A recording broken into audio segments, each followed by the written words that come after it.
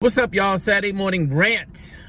This one gonna be easy because this week I saw the announcement of someone's retirement from a nonprofit, and it just really struck a nerve in me because this particular person is really personal to me, and I never really mention people's names on here because I really don't do the cancel culture thing.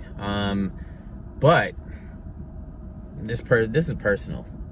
So this woman, Joanne Page, who's been the head of the Fortune Society for 34 years, more than half of her life, by the way, had this huge announcement about her departure and how excited they are about it, and all of these mentions of all the amazing things she's been able to do. The first thing I'll do is give a little bit of credit where it's due.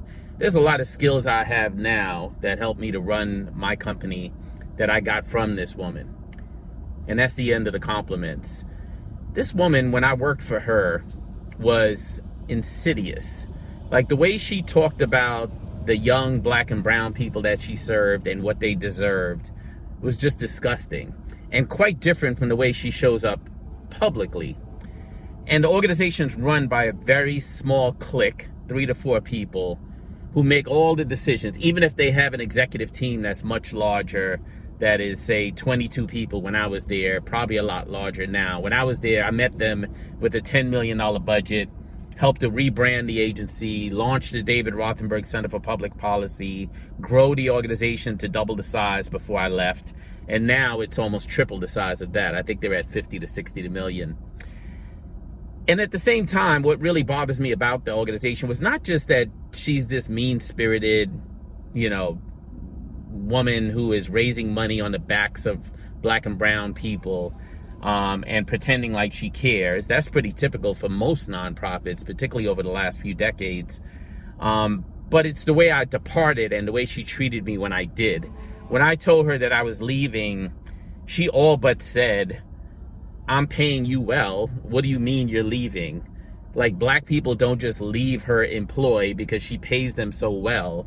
Just because she has a small handful of lapdogs in place, she thinks that I was going to be one of them. And when I told her I had my own idea to launch an organization to invest in the leadership of other formerly incarcerated people, she clearly told me that she didn't think I'd be able to find other formerly incarcerated people who could lead the way I lead, as if I'm some exceptional person, as if I haven't been exposed to exceptional opportunities, as if I couldn't expose other formerly incarcerated people to exceptional opportunities. And then when I told her board chair at the time that I was leaving, she said, "Well, what do you mean leadership training for formerly incarcerated people? The most you can hope for them is to house them, feed them, and clothe them until the next time they get locked up."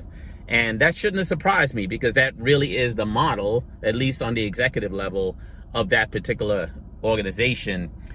And, again, I just want to be clear, like, there's always nuance, and the nuance is that there's some great people working there, people on the front line, people in middle management, even some people in upper management that are there for the right reasons. But because this is a very large agency with a lot of money, employing people who have a hard time getting employed anywhere else, most of the conversation about how frustrated people are about working there happens, in the hallways and in the staircases and in front of the building and down the block and in the subway, because everyone is so scared to death to tell this woman, Joanne Page, who now is on her way out, how they have felt about the way she runs the organization. I don't even want to talk about how she handles HR issues or how she handles finance issues. And I don't want to talk about how many black men and women I've met, professionals who now are running their own organizations, running their own companies, who used to work for her, who all have a very similar story about why they left her employ, and more importantly, what she's done to try to harm them since then. Let's talk about that for a second.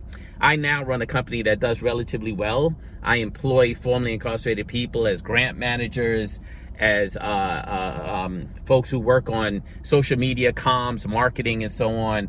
Just to, I always say we lock up America's best and brightest, and now those people are on my team. And at the same time, like, when I was working at this organization, they were people who were directly impacted, brought in to work there. That's one of their biggest accomplishments, is that, quote unquote, half their staff are formerly incarcerated. But let's be honest, these are people that are vulnerable, and it's just the truth. And the idea that the bar is now, whether a formerly incarcerated person can get a job at a reentry program, that's a low fucking bar. Like, that's a low bar. You know, if there's nothing I learned in the nonprofit space, is that the bar for black and brown people and poor people is set pretty goddamn low, while the leaders of these organizations set the bar pretty high. I remember when I was leaving prison and a correction officer said to me, you know, you being here helped me get my boat, and when your son gets here, he's going to help my son buy his boat. And as troubled as I was by that, I actually appreciated the truth. But I remember going to work at Fortune Society and meeting this woman, Joanne Page, and going to her house for a retreat. Who the fuck holds a retreat at their house? Like, I really want to hang out at my boss's house. But I noticed that 12 feet into the backyard, there was a boat. And so clearly correction folks weren't the only one getting boats, but why should we be surprised? She's done this for 34 years, pretty much right during the time that our criminal justice system has exploded. And during her departure, the main talk, the main conversation was about how much she grew the organization. So the criminal justice system grows, your nonprofit grows, that's the measure of success. Everybody gets a fucking boat on the backs of black and brown people. And that seems to work out for everyone and does nothing to break the cycle of incarceration, the cycle of poverty, the cycle of people being criminalized for things like not having a home, for having mental health issues, for not having access to education, access to healthcare. And that's the world we seem to live in.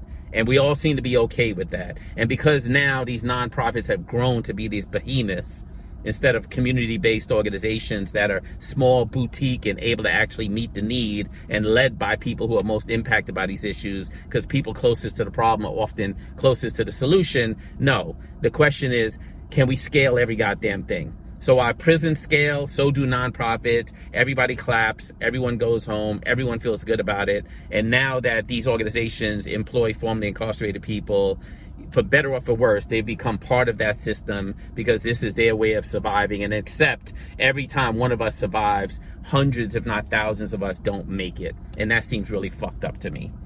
So I'm glad I got that out. No solutions in this riff. You know, I guess I learned a long time ago. Matter of fact, when I left the Fortune Society, I think I walked away thinking to myself, like, why am I in this? Why am I doing this? Is this really going to lead to solutions? I'm not sure any one of us is going to help us hit a tipping point. But one thing I know is that you got to try to tip the scale in the direction of justice, not in the direction of growth, of scale, of resources, and definitely not in the direction of hurting black and brown people as you course through a 30-plus year career and then sail into retirement with a couple of homes, a boat, and probably a boatload of money behind it. I got that out. Folks, have a great weekend. Don't let anybody steal your rainbow. Peace.